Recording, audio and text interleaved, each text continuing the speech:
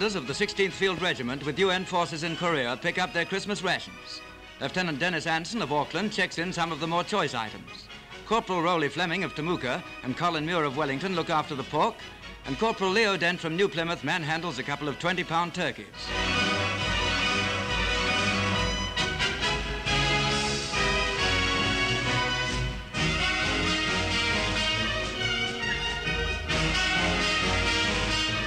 Up at 161 Battery area, Bombardier Takaponeri of Nuhaka brings a Polynesian custom to a Korean winter. With several other East Coast boys, he prepares a traditional Maori hangi to cook the battery's Christmas dinner.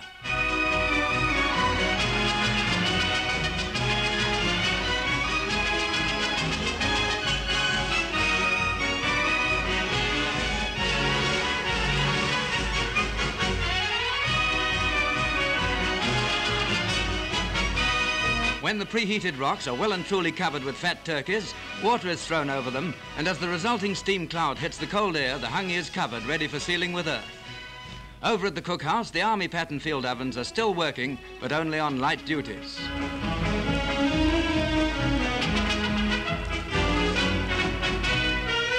After the prescribed cooking time, the earth is shifted and reveals a sight to please even Mrs. Beaton.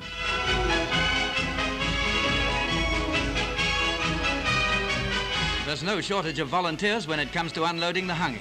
Everything's done to a turn. And with the free issue of a couple of bottles of beer per man, the old place seems a bit more like home.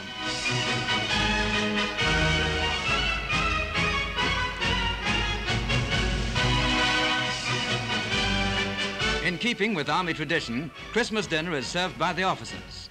The CO, Colonel Patterson, and Battery Commander Major Mantas dish out the turkey and cranberry sauce, to be followed by fruit salad and cream.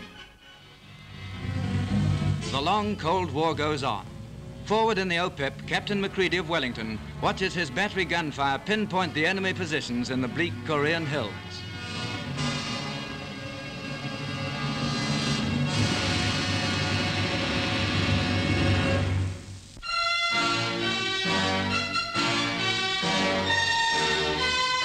At Mr. Akers' wool shed near Palmerston North, Godfrey Bowen, sawmill manager and accountant, is attacking the world shearing record. He has to catch his own sheep. Regular shearing award conditions apply to the championship, and 9 hours work is allowed, not including rest periods. These Cheviot Romney crosses are carrying up to 10 pounds of wool per fleece. In the first hour, the 32-year-old aspirant put through 51 sheep, an average of 1 caught and shorn every 70 3/5 seconds. The record he has to beat, 409 sheep in a regulation working day, was set by Percy de Melmonch in Taranaki 9 years ago.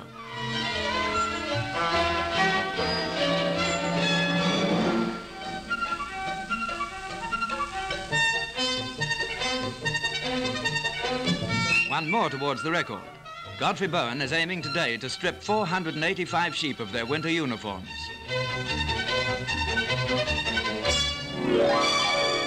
Bowen is not only a fast shearer, he's a high-grade shearer, and the sheep are beautifully clean.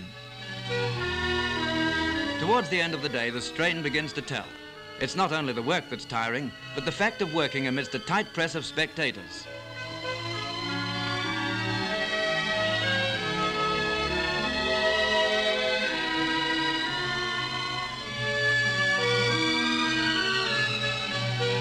Nearly 5:30 now, and Godfrey's hobby of shearing sheep is almost over for the day. This is the last one.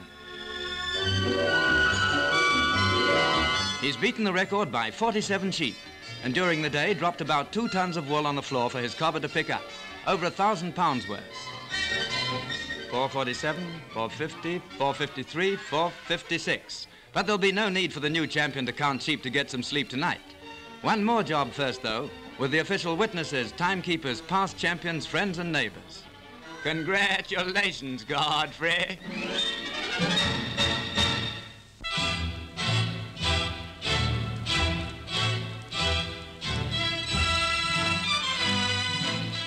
For the Waikato River, a new bed has been made at Whakamaru.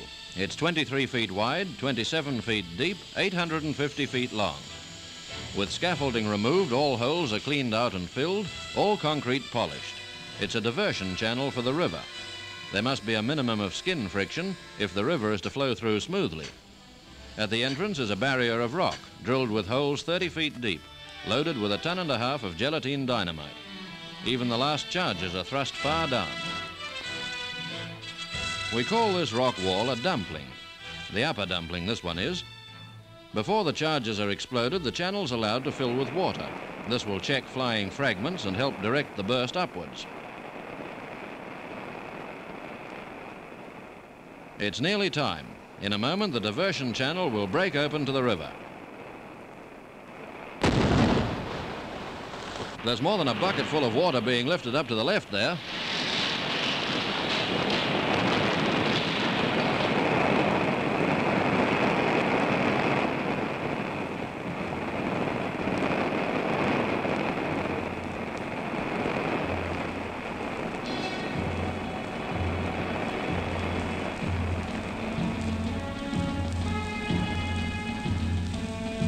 Well, that looked like something that won't need to be done over again.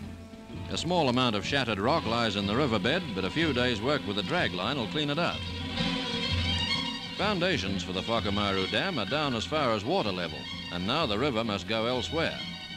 As foundations for the right abut of the big dam, the fourth on the river, the rock has been stepped back. All cracks are drilled and concrete grouted. With the dumpling excavated, a lot of water the diversion cut. A lot still flows to the right down the main riverbed as well.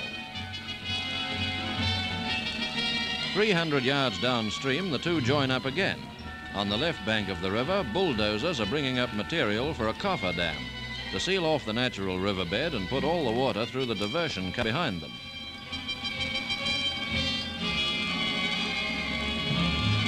On the right bank at the same place, drill holes are cleaned out for charging with explosive. A man always gets mucky on this job. A large bluff of rock stands above the water here, and there's a chance that the river can be sealed off by dropping it in.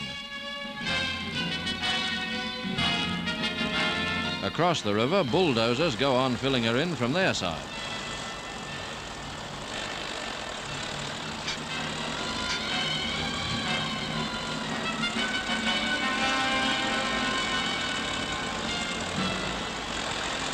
About ready to go now.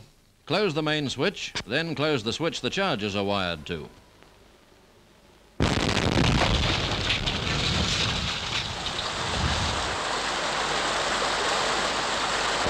The rock has come down in a pretty good shingle fan. When the dust clears a bit, we'll see whether the river's closed off or not. No, there's a gap left. The bulldozers must start in again.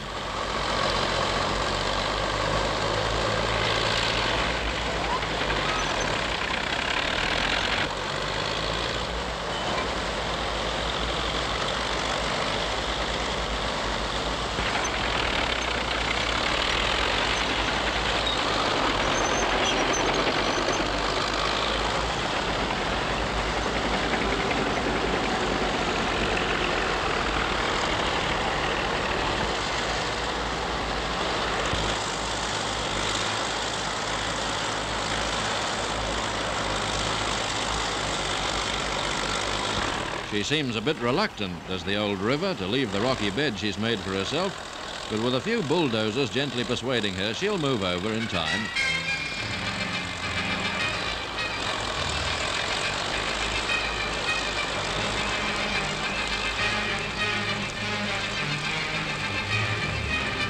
On into the night it goes.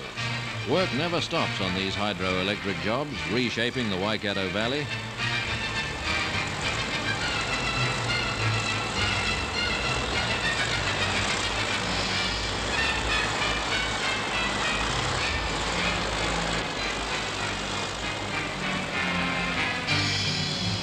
By midnight, the flow has stopped, and at morning, the coffer dam is well built up.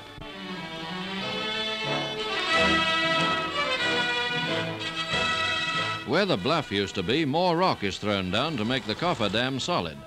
The top of the concrete dam will be going higher than that top bulldozer.